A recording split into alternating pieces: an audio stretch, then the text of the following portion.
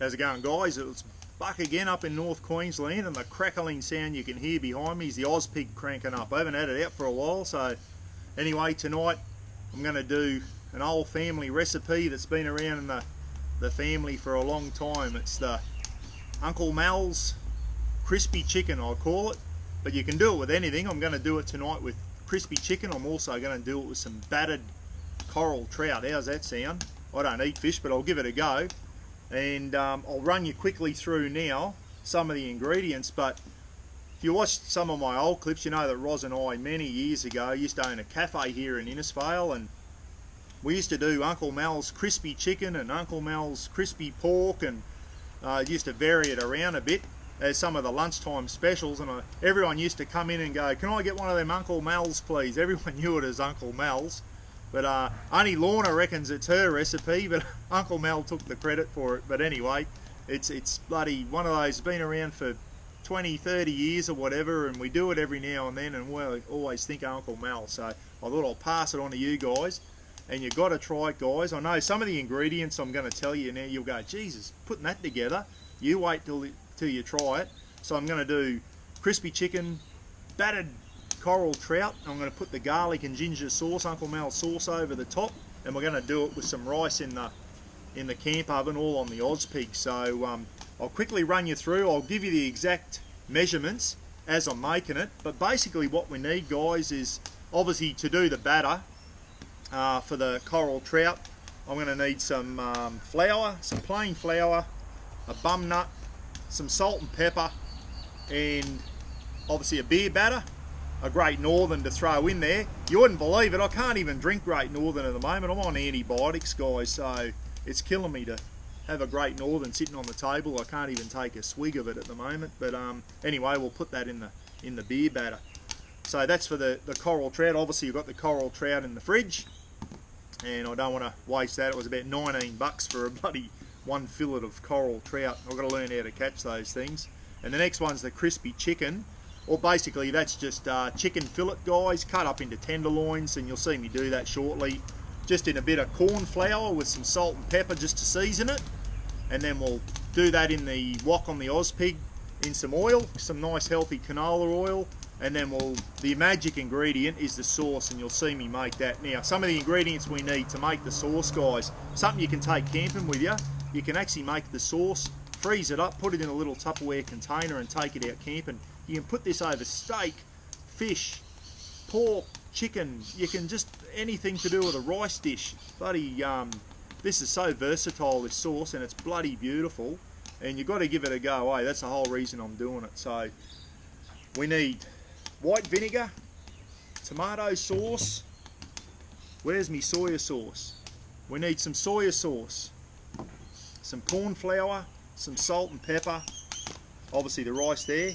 The magic ingredient, guys, is fresh garlic and fresh ginger, okay? And that's the magic ingredient in the sauce, and you mix that in with all the other stuff. A little bit of sesame oil in there, a little bit of corn flour, and also some water.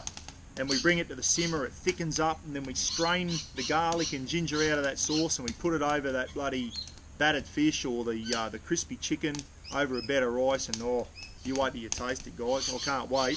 So anyway, you'll see me do it. I'll give you the exact measurements as we go along, eh? Anyway, the Ozpig's burning in now. I reckon another 20 minutes I should be able to throw the rice on.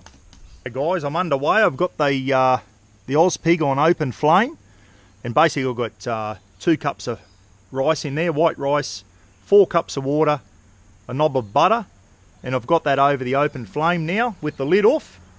And what I'll do, just wait that to come to the boil, and when it does, I'll put the diffuser on, okay? The lid will go on, and then I'll just steam that rice over the Ozpig, put it on the heating plate, put it aside, and then I can go on with the next thing. So we'll get the rice done first, and we'll see how it turns out. Rightio guys, that rice is just starting to come to the boil. I gave it a quick stir, so what we'll do now, on with the lid, and on with the diffuser. So that's not going to boil it too hard now. That'll just let that rice simmer away, and we'll just keep the lid on now and we'll let that rice steam, absorb all the water, and we'll come back and we'll see what it looks like. Hopefully it'll work, and we'll put it off to the side and we'll go on with making the sauce. Righto guys, while the rice is cooking over there on the Ozpig, I'm going to crack on with the sauce, get the sauce ready, because as soon as the rice comes off, I'm going to start simmering the sauce up. As I said, a few different ingredients in this. This is something you can freeze. I'm pretty sure it'll freeze up well. You can take it out bush in your fridge and just put it in a saucepan and heat it up, and that saves you taking all these ingredients out bush with you when you're camping. So first thing we're going to do, and I've got a little cheat sheet there, just make sure I get the measurements right because I haven't done this for a little while, is a cup of sugar guys, just normal white sugar. In she goes. I thought the GoPro turned off there for a minute, I heard something beep. Righto, so in we go now. The next thing, you're going to think this is a bit weird to go with sugar. 8 tablespoons, so the big spoon of white vinegar. 1, 2, 3, 4, 5, 6, 7, 8. And a bit. White vinegar guys, in she goes. As I said, gets a bit weirder yet. You wait till the end result. But next thing, 3 tablespoons of tomato sauce. In she goes. 1, 2, 3 good spoons of tomato sauce there. What's our next thing? Here we go. You watch this thing. This thing will have a lid on it. You watch. Oh no. Too bad. Remember I said in one of my last clips about prior planning prevents a piss poor performance? Well, I've done it again. Didn't take the lid off the soy. Anyway, what do we got here? 4 soy tablespoons. 1, 2, 3, 4. Probably 4 and a bit there. The old bush measurements, guys. Give her a bit of a stir in there for now. What else we got here? Righto, pinch of salt. Where's my salt gone? Tell you what, this isn't cheap either, this bloody cooking salt. About $8 for a thing. So, pinch of salt, in she goes. Righto, 2 tablespoons of corn flour. And what this does, guys, is this, when you start simmering the sauce, this helps the sauce thicken up, the old corn flour. 1, 2. 2 corn flours. We'll stir that in there. Now the next thing, with the salt and the sesame oil, I've done it without the sesame oil before, guys, and I don't know, didn't make much of a difference, but Uncle Mal used to put it in, so that's what I'm going to do. This is only a teaspoon of this, the sesame oil. It's got a real distinct flavour. 1 teaspoon of sesame oil, not tablespoon, teaspoon. And as I said, guys, I'll put all these measurements up at the end of the clip for you. And our next one is 1 1/3 cups of water. In it goes, otherwise she'll be too thick. Make sure you use a measuring cup, guys. Make sure you get it right, Once you do it a fair bit, you can probably guesstimate then. 1 1/3 cups of water. In she goes, and that's what I'll be drinking this afternoon instead of the Great Northern. Spewing on these bloody antibiotics. I can't drink at the moment. Anyway, and our next one, I'll get rid of that now, I don't need that. This is the magic ingredients now, guys. Good big thing of ginger, fresh ginger. Don't worry about peeling it, because what we're going to do after it simmers is we're going to put it through a strainer and strain it all out anyway. So what you want to do is probably half of that, like a good big knob of ginger.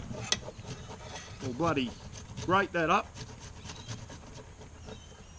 If I can work out how to do it. Here we go. Should have done this first too. Grate her up, heaps of ginger.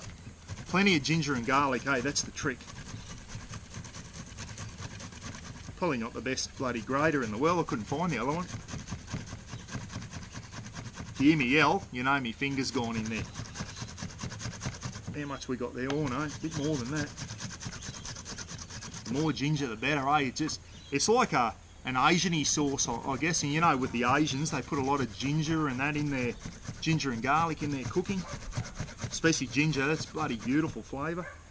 Righto, let's have a go at that. We'll just scrape that in there. In she goes. Heaps of fresh ginger there, guys. I might put a little bit more in later. And what I'll do now is probably close to a whole knob of garlic, eh? Knob, there you go. That's what Roz calls me all the time, a knob. But we'll just dice this up fairly fine, nice and chunky. You don't want it, because all you're doing is getting the flavour out of the garlic and the ginger. And as I said, we'll strain it off at the end. So you don't need to dice it up really small. Don't even worry if there's a little bit of skin on there, guys, eh? In she goes. I haven't lost a finger yet, I'm going alright. There's a fair bit of garlic there, eh? So in with the garlic, and I might even do a little bit more ginger in a sec. And you look at that now and you think, bloody hell, how can that taste any, you know, taste nice? It looks horrible, but once it simmers up, it goes a lot darker, it goes a lot thicker, and the flavours are just unbelievable. You can even smell that now, and it doesn't really smell that appealing, but once it starts getting that heat and starts simmering, the flavours really come out, eh? Righto, let's get that in there. I probably should have had that done beforehand. I'm trying to be bloody Jamie Oliver or something, aren't I? Ridiculous. But anyway, that's it, guys. Where's my spoon gone? I've lost it. It's around somewhere. Give that a bit of a stir up. I found it. There it is. It was in the bloody sauce. How good am I going? What a dickhead. Anyway, I'll give it a bit of a stir up. I'll check my rice. And then what we'll get this on to simmer. You don't want to boil this too quickly, the sauce, guys. So I'll be using the diffuser. Okay, and just bringing it to a nice simmer. And then we'll strain it through a strainer, get all that garlic and ginger out once all the flavours are out. And that's our sauce, and then we'll do the crispy chicken and we'll batter up the fish, eh? Righto, it's coming together. Right, I think my rice is just about done, guys. Gave it a quick check before. Looks a little bit gluggy, but it's not too bad. I'll take that off the heat now, and I'll just sit it off to the side on a warming plate, and that'll stay nice and warm, eh? Righto, so take him off, sit him on the warming plate so the rice will stay hot the whole time. And what I'll do now is I'll get the sauce over and we'll start working on the sauce. Righto, just put the sauce on, guys, in the old army 3-piece cook set that I've managed to keep from when I was in the army. Comes in handy, this bloody thing, eh? Anyway, what we'll do now is got on the diffuser, as I said. You can see the colour of the sauce. It's a light colour. You watch as it starts getting heat through it, it'll really thicken up and go a lot darker, and the bloody flavours become really, really nice. So anyway, I'll just keep stirring that slowly, and we'll bring it up to the simmer, eh? And then you watch the colour of it when I come back. Righto, guys, there she's just come to the simmer. That sauce, I was trying to multitask. I was trying to cut the chicken up, getting ready for the next stage, and I look over and I had bubbles coming out of this. Typical bloke, can't do two things at once. But anyway, I'd never make a chef, but geez, that's smelling good now. It's the whole smell of it's changed, and look how dark it's got. It's got thicker and it's got darker. So I'll just let that simmer for a couple more minutes, and then we're going to run that through a strainer or a sieve, get all the chunky garlic and ginger out of it, because we've got the flavour now, and we'll put that into another pot. We'll put that aside to keep warm. We'll get on with the chicken and the fish, eh? Oh, that's looking good. That's how it's supposed to look, guys. Nice, you know, still runny, but a lot thicker than when you first start off. Righto, guys, I've let that simmer for a couple more minutes. What I'm going to do now, it's got all the nice flavours, it's thickened up, it's got a lot darker.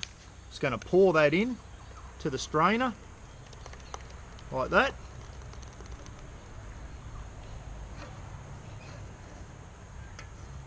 In she goes. The ginger there, I'll put that aside. Tell you what, I'm making a good mess. And then we just let that slowly go through a strainer like that, guys. Just spoon it around so it can get through. And once we've got all the sauce over, you can discard the garlic and ginger, or you can do what my brother used to do and just eat it like a big handful. No wonder he stunk so much. Anyway, look at that, that's starting to go through now. That sauce, we'll put the lid on, we'll keep it warm, and then we'll get in and I'll probably do the fish first and then the chicken, I reckon. Knock up a quick batter. See how we go. Righto, that's starting to go through now, you can see that. Almost done. A little bit more. Stir it through, and there's all your ginger and garlic there left over. You don't need that. You could probably, I don't know, make another sauce with that, I guess. That's all your flavour there. So we'll just put that over there.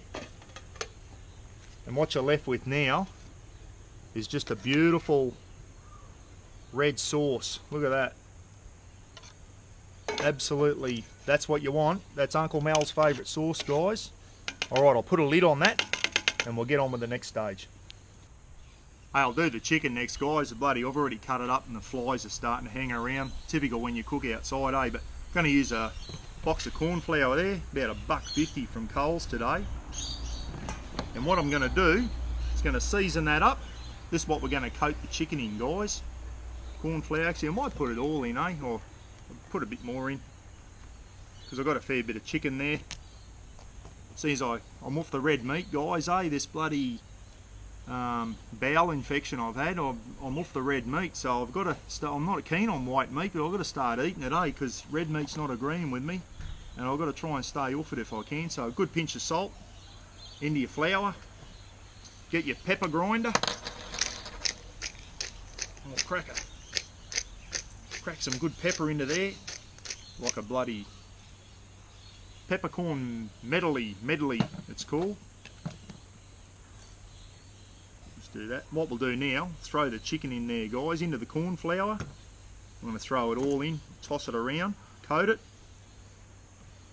and then I'm going to go over and we're going to put the canola oil into the Ozpig wok and get the oil up to temperature, and I'm going to deep fry the chicken.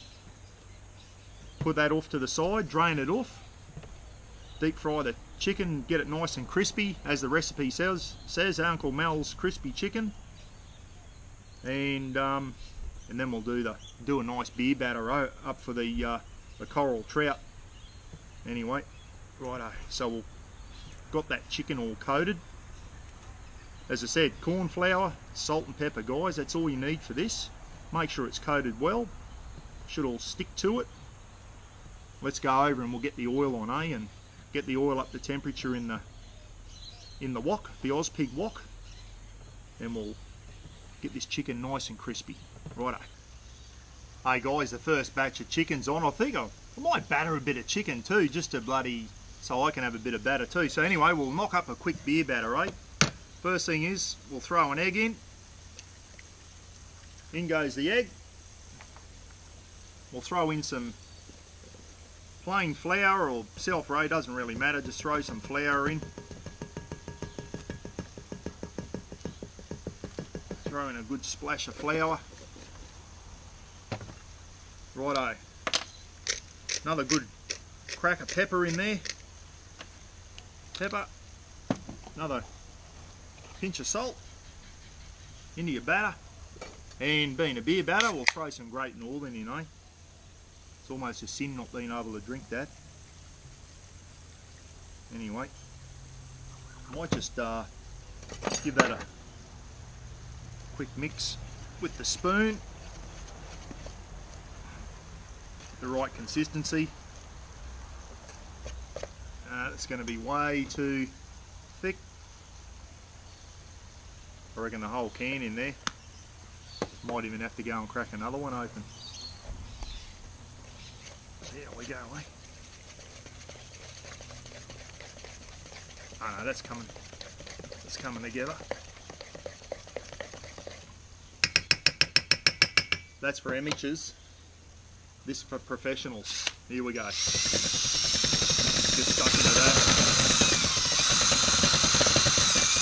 Beer batter going. bit more beer in that, eh?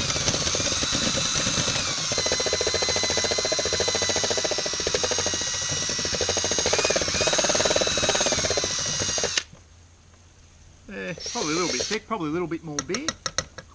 I'll see if Roz wants the rest of the can, seeing as I can't drink it. Righto, we'll get that fish in there, batter that up, and I'll batter a bit of chicken up too, eh? I pulled the first batch of chicken out, guys, that was just crusted in corn flour, and it was fairly white. I think it's the corn flour, eh? It's really white compared to normal flour, and it didn't go real golden brown like I'd hoped, and this isn't either. This is the battered chicken. I'll give it a bit longer, but it seems to be not going as gold like using normal flour. But anyway, that might be something to do with the corn flour. It's certainly cooking, no doubt about that. That's the battered chicken. A couple more batches of that, and then we'll put the coral trout in.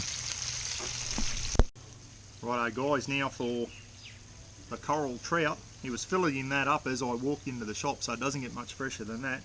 Might do it in 3 nice big pieces, like that, in the flour. Coat it with some flour, and then in the batter mix.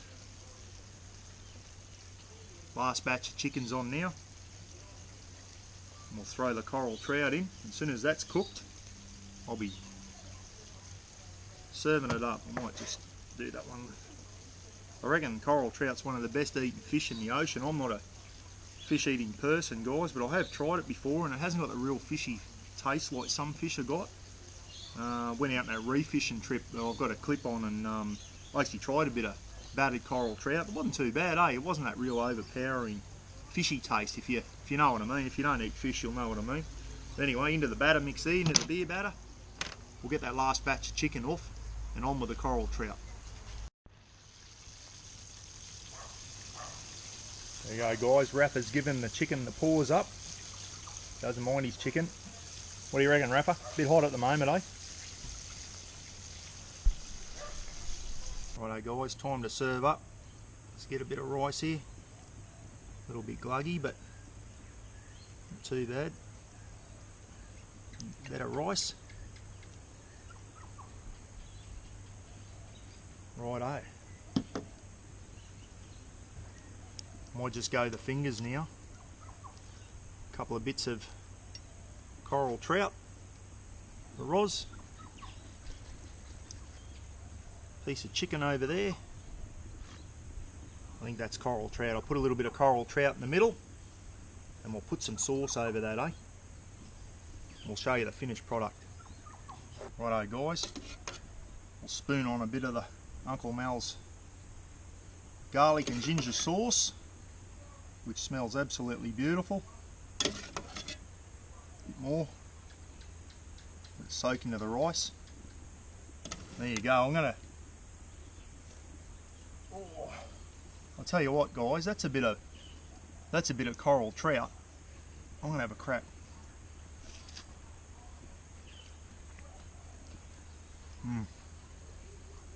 Geez, that's good. I don't eat fish. No fishy taste. Hey Rafa, what do you reckon?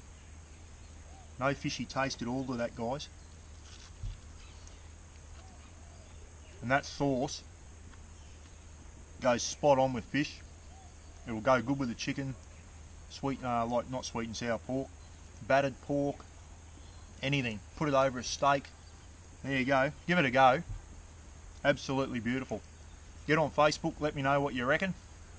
Tell me if it's a thumbs up or a thumbs down. Alright guys, thanks for watching. We'll go and hook into this, eh? Well guys, the meal come out bloody nice. Have a look at that. Have a look at the shit fight I've caused. That's... looks like an atomic bomb's going off. That's me cooking. That's why I try not to cook too much, guys. Have a look at the bloody mess. Jeez, I have to get Rafa out here to help me clean up. Righto, this is going to take me an hour to clean up. See you next time.